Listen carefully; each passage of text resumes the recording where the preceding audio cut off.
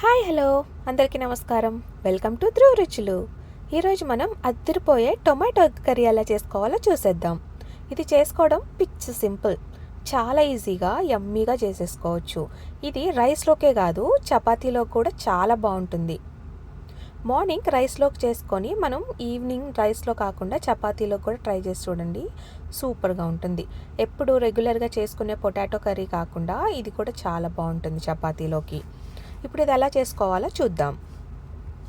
ముందు ఒక 4 eggs వాటర్లో ఉడకబెట్టుకొని దాని మీద షెల్ తీసేసి ఇలా ఘాట్లు పెట్టుకొని పక్కన ఉంచుకోండి. ఘాట్లు పెట్టుకోవడం వల్ల ఏంటంటే మనకి జ్యూస్ అంతా లోపలికి వెళ్ళి టేస్టీగా ఉంటుంది. ఇప్పుడు ఒక ప్యాన్ పెట్టుకొని ఆ ప్యాన్లో కొద్దిగా ఆయిల్ వేసుకొని అందులోకి ఎగ్స్ వేసుకొని ఫ్రై చేసుకోవాలి. చూసారు కదా, నాన్ స్టిక్ ప్యాన్ అయితే బెటర్. ఒకవేళ నాన్ స్టిక్ ప్యాన్ కాకపోయినా ఇలా స్టీల్దైనా వాడుకోవచ్చు. ఆయిల్ హీట్ అయిన తర్వాత ఎగ్స్ ఇందులో వేసేసుకొని ఒకసారి బాగా కలుపుకోండి.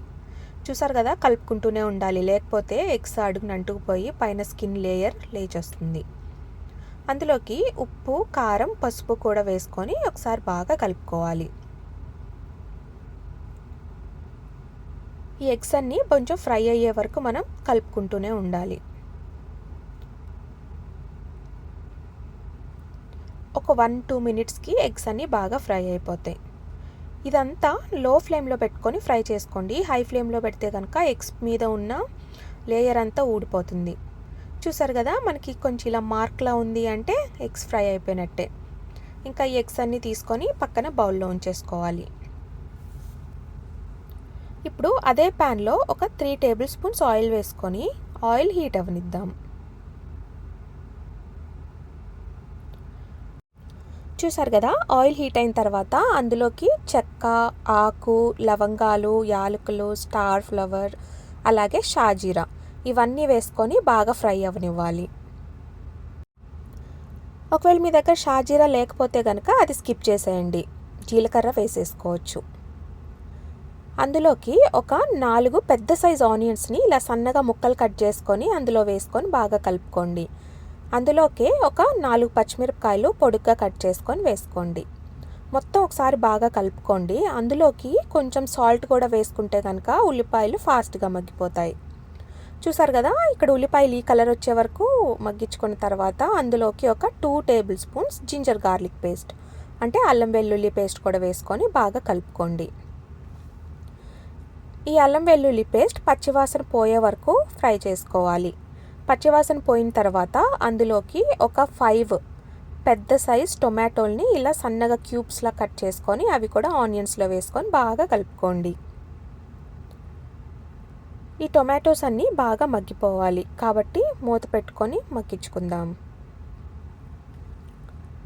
ఒక 5 to 7 మినిట్స్లో టొమాటోస్ ఇలా మగ్గిపోయి ఉంటాయి. ఒకసారి మొత్తం కలుపుకోవాలి. ఇప్పుడు ఇందులోకి మనం మసాలాలు వేసుకుందాం. ఒక టేబుల్ స్పూన్ పసుపు, అలాగే 2 టేబుల్ స్పూన్స్ కారం. ఆల్రెడీ పచ్చిమిరపకాయలు వేసుకున్నాం కాబట్టి కారం చూసుకొని వేసుకోండి. ఒక టేబుల్ స్పూన్ జీరా పౌడర్, 2 టేబుల్ స్పూన్స్ ధనియాల పౌడర్, అలాగే కొంచెం గరం మసాలా కూడా వేసుకుందాం. ఇప్పుడు ఇందులోనే కరివేపాకు వేసుకుందాం. ఇలా కట్ చేసుకొని వేసుకోండి. కరివేపాకులో ఉన్న ఫ్లేవర్, టేస్ట్ చాలా బాగుంటుంది. ఇది తప్పకుండా వేసుకోండి. ఇప్పుడు ఒక 2 మినిట్స్ ఇలా మూత పెట్టుకొని మగ్గించుకుందాం. ఇలా మగ్గిపోయిన తర్వాత అందులోకి ఒక నిమ్మకాయ సైజ్ అంతా చింతపండుని వాటర్లో నానబెట్టుకొని జ్యూస్ తీసుకొని దీంట్లో వేసుకోండి. టొమాటోస్లో ఉండే పులుపు మనకి సరిపోదు కాబట్టి చింతపండు జ్యూస్ కూడా వేసుకోవడం తప్పనిసరి. ఈ చింతపండు పులుసు వేసుకోవడం వల్లే ఈ కర్రీకి టేస్ట్ వస్తుంది కాబట్టి ఇది మాత్రం స్కిప్ చేయొద్దు. ఇప్పుడు నేను ఒక చిన్న కాఫీ గ్లాస్ ఉంటుంది కదా, ఆ గ్లాస్ అంతా వాటర్ వేసుకున్నాను. మీకు కన్సిస్టెన్సీని బట్టి చూసి మీరు వేసుకోండి. ఒకవేళ మీకు ఇది వాటరీగా కావాలనుకుంటే ఇంకొంచెం ఎక్కువ వాటర్ వేసుకోండి. లేదు కర్రీ టైప్లో ఉండాలి అనుకుంటే కనుక కొంచెం వాటర్ సరిపోతాయి. హాఫ్ గ్లాస్ వాటర్ వేసుకున్నాం కదా, ఒకసారి మొత్తం కలిసేలా కలుపుకోండి. చూసారు కదా, ఈ కన్సిస్టెన్సీ వచ్చింది. దాన్ని కొంచెం సేపు ఉడికించుకుంటే కనుక ఇలా బబుల్స్లా వస్తుంది. అప్పుడు ఆయిల్ సపరేట్ అయిపోతే మనకి కర్రీ బాగా ఉడికినట్టు. అందులోకి మనం ముందుగా ఫ్రై చేసి పెట్టుకున్న ఎగ్స్ కూడా వేసుకొని మొత్తం కలిసేలాగా కలుపుకోండి. ఇప్పుడు దీని మీద మూత పెట్టి మీడియం టు లో ఫ్లేమ్ మీద ఒక 2-3 మినిట్స్ ఉడికిద్దాం. అప్పుడు ఆ కర్రీలో ఉన్న జ్యూసెస్ అంతా ఎగ్స్లోకి వెళ్ళి మనం ఎగ్ తినేటప్పుడు చాలా టేస్టీగా ఉంటాయి. ఇది ఎగ్స్ లేకపోయినా కూడా ఒట్టి టొమాటో కర్రీలా కూడా చాలా బాగుంటుంది.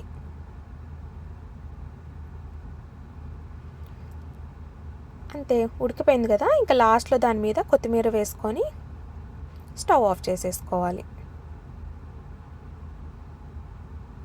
ఈ కర్రీ చాలా టేస్టీగా ఉంటుంది. అసలు టొమాటోస్ నచ్చని వాళ్ళు కూడా చాలా ఇష్టంగా తినేస్తారు, అంత బాగుంటుంది.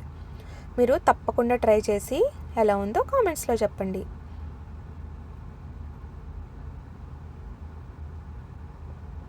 కిడ్స్కి కూడా చాలా బాగా నచ్చుతుంది. పుల్ల పుల్లగా, కారం కారంగా, ఉప్పు ఉప్పుగా చాలా బాగుంటుంది ఈ కర్రీ. హెల్త్కి కూడా చాలా మంచిది. మీ కిడ్స్ లంచ్ బాక్స్లో కూడా చాలా పర్ఫెక్ట్గా ఉంటుంది. అంతే, ఇంకా సర్వ్ చేసేసుకోవడమే. ముందుగా చెప్పినట్టు రైస్లోకే కాదు చపాతీలో కూడా చాలా బాగుంటుంది. ఇది ఒకసారి మీరు కూడా ట్రై చేసి చూడండి. నచ్చకపోతే అప్పుడు నన్ను అడగండి. చాలా బాగుంటుంది, అస్సలు ఫ్లాపే అవ్వదు. ఫస్ట్ టైం చేసినా కూడా సూపర్ టేస్టీగా ఉంటుంది. సేమ్ ఇందాక చెప్పినట్టే మీకు ఒకవేళ పులుసులాగా కావాలనుకుంటే వాటర్ కొంచెం ఎక్కువ వేసుకోండి. నేను ఇక్కడ కర్రీలాగా చేసుకున్నాను కాబట్టి వాటర్ కొంచెం తక్కువ వేసుకున్నాను. సేమ్ రెసిపీ, వాటర్ వేయడంలోనే డిఫరెన్స్ అంతే.